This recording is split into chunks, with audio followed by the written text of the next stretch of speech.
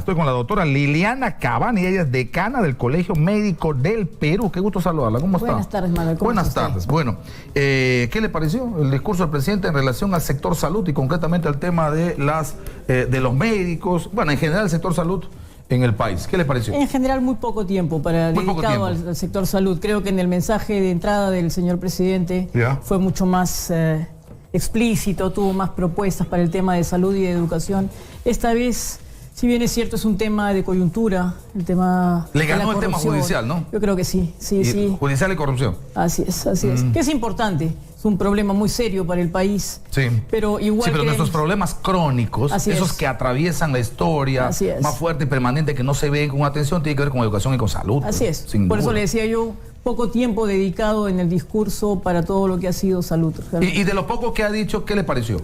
Bueno, es importante la telemedicina, que es lo que destacó mucho, es importante la construcción, el mejoramiento de hospitales, pero hay falta, como siempre, el tema de cómo vamos a estructurar, o sea, queremos saber hacia dónde se está dirigiendo el sector salud. Se habló muy poco del CIS. No se habló del CIS. No se habló del CIS, No se habló del CIS y es un tema que importante. tiene además un hueco de corrupción de 250 millones de soles, que es lo ultimito, no es lo único, de los últimos tiempos, 250 millones. Necesitamos reformarlo, reestructurarlo de manera que dé el servicio que realmente debería tener.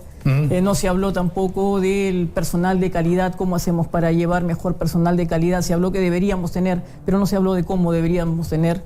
Me llamó un poco la atención, se habló de que el incremento, o sea, estamos mejor en la parte económica, estamos en una mejora económica, sin embargo, no se habla de mayor inversión en temas ni de salud ni de educación tampoco. Para resolver el tema, por lo menos acortar un poco la brecha de infraestructura. Y en el caso de salud, más que en el de educación, la brecha de equipamiento y de tecnología, ¿no? Que lamentablemente se concentra mucho en Lima, y lo que es más, incluso lo de Lima termina siendo un poco desfasado con lo que la modernidad está marcando como tendencia, digamos, en el continente, en el mundo. Pero si uno va al interior del país, todavía le siguen sacando como única prueba de imagen rayos X del año 50, por ejemplo, o sea. No hemos avanzado en eso, ¿no? Claro, pero no solamente es implementar los grandes hospitales o la gran tecnología, sino que muchos de los problemas de salud del país se pudieran resolver en las primeras instancias, en un primer nivel de atención. Eso que se llama atención primaria, ¿no? No, primer nivel de atención es diferente. Ni siquiera nivel de primario. Es más complicado porque la atención primaria incluye varios niveles de atención, incluye también los hospitales. Sin embargo, primer nivel de atención, ¿las postas? Estamos hablando de las postas, los centros de salud, estamos hablando de los maternos. Y hay que ver si en Lima, y uno va a la periferia de Lima, tienen tremendos déficits, ¿no es cierto?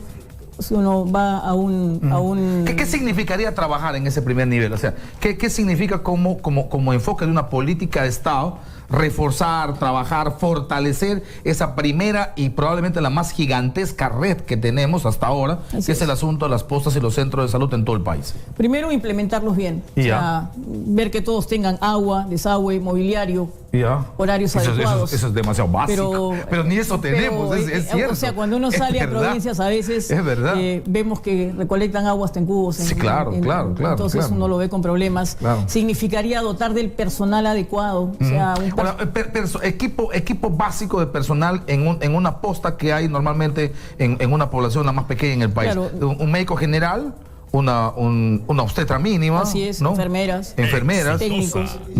Pero depende del nivel de la posta, ¿no? O sea, hay niveles del 1 al 4. En un 4, por ejemplo, en un 1-4 tiene usted ya esta atención de partos, es un materno infantil. O sea, tendríamos que dotar bien de implementación, pero no solo es implementar, no solo es el cemento. ¿Y eso es mucha plata? Es el personal. Personal principalmente. Necesitamos tener un personal que tenga un sueldo adecuado y que se sienta bien trabajando donde está. O sea, necesitamos reforzar. ¿Y los médicos quieren ir al interior del país? Sí quieren, pero tienes que darle pues una situación donde puedan mantenerse adecuadamente, una vivienda adecuada, un lugar donde poder y un sueldo adecuado también. ¿Cuánto es un sueldo adecuado? ¿Cuánto está ganando un médico ahora? Depende pues del nivel donde esté, pero puede estar en 4.500, 5. Y depende del horario, tiene que hacer guardias también, hay un poco más por guardias. Pero lo que necesitamos es reforzar nuestro primer nivel. No se ha hablado mucho, se habló del tema de las redes. pero no se ha hablado más de las redes, no Ahora, se ha hablado del CIS. Y una cosa importante, no se ha hablado del tema de medicamentos, ¿es cierto? Y el tema ¿Qué de pasa con los medicamentos? medicamentos ¿Estamos desabastecidos? Hay un poco de desabastecimiento de medicamentos y más allá el gasto de bolsillo del paciente. Cuando no puede conseguir el medicamento dentro de la propia institución, tiene que salir a comprarlo afuera. Ahora, es un consenso. Yo no escucho que nadie discuta ese asunto de la atención en el primer nivel. Nadie discute. O sea, así es. Todo el mundo dice lo que podríamos ahorrar en los hospitales si trabajamos acá. Cierto. Lo que podríamos cambiar y transformar el país, sobre todo lo que significan las estadísticas y las cifras de incidencia de enfermedades, si trabajamos en esta parte preventiva, promocional y de primera atención. Pero necesitamos hacer prevención, pues, porque... Correcto. Pero ¿por qué no hacemos si aquí no hay discusión? Eso es lo que quisiera saber. Pero o sea, nadie discute, porque yo no escucho. Mira, por ejemplo, en educación, usted tiene el sector salud, pero acaba de decir una frase Vizcarra y le están saliendo a decir que van a tomar puentes. Los de comisión, no te metas. O sea, ahí hay, por supuesto, controversia y se entiende. Pero en salud, la atención, esta preventiva promocional de primer nivel, eso no discute nadie. Y lo venimos discutiendo hace tiempo y no lo implementamos. Debe ser una falta... Pero el tema es implementarlo adecuadamente. O sea, si yo mido al personal de salud por cuántos enfermos atiende en la posta o cuántos pacientes atienden en el consultorio del hospital, entonces, ¿a qué se va a dedicar el profesional que está atendiendo en la posta? A atender enfermos. Si yo mido, en cambio, por cuántos... ¿Habría alguna manera de medir cuántos no llegaron a la posta porque hicimos prevención? Tendríamos que tener algunos indicadores de manera de ver cómo favorecemos o hacemos que se piense más en prevención y no solamente en curación. Porque estamos siempre esperando que llegue un enfermo, cuando lo que tenemos que ver es una buena calidad en salud del pueblo. Ah, qué buen dato ese, correcto. Claro, entonces es un tema que tiene que ver con... Ya eso te predispone como médico, pues lógicamente. O sea, si a mí me vas a evaluar por cuántos enfermos he atendido, daría la impresión que tengo que decir que vengan más enfermos.